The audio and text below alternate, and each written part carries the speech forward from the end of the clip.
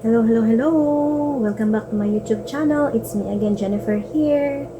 And today's video ay samahan niyo ako magluluto tayo ng salmon na isda. Tara, let's start.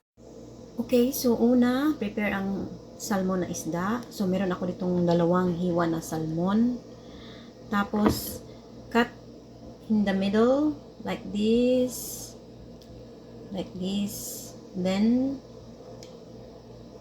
form it like this. So ganito guys.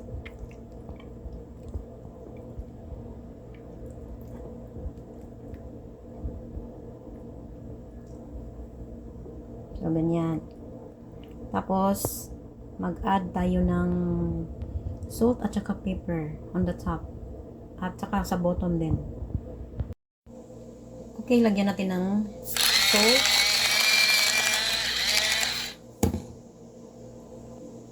pepper,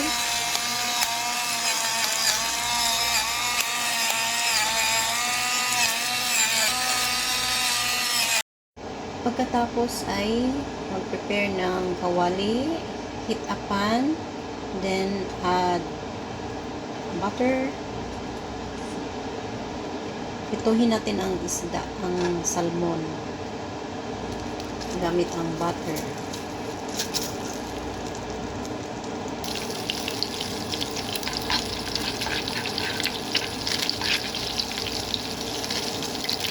Lagyan natin ang isda.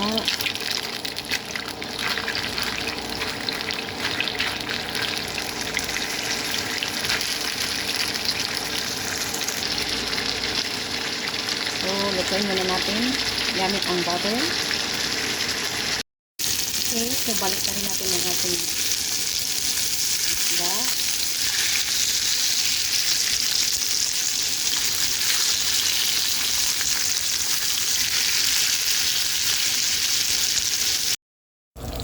Okay, so luto na ang ating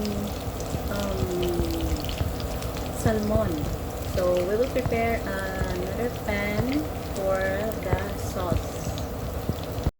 Okay, nag-init ako rito ng mantika gamit ang hindi mantika pero gamit ng isda na butter.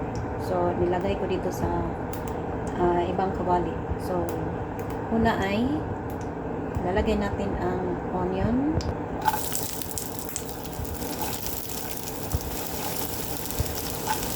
Slice na onion.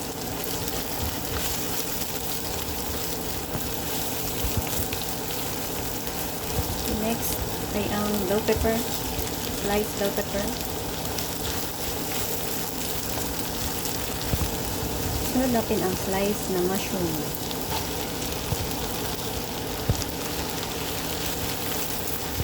Then add a little salt to taste.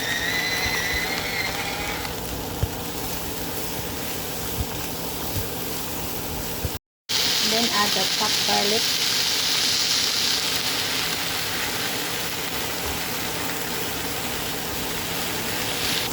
Add cooking cream.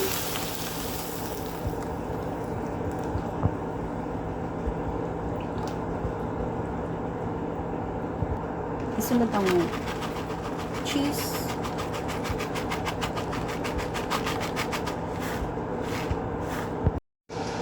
Okay, isunod ang spinach.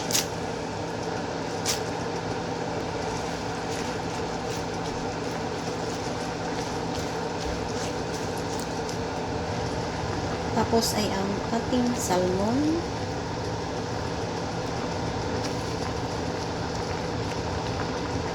Tapos takpan natin.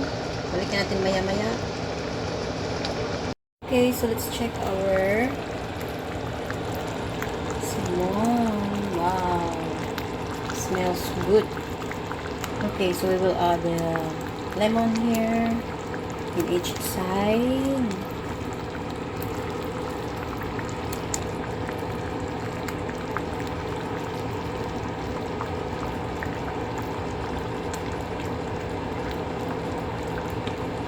Okay, simmer for 10 minutes. Then, let's let's see and taste our salmon.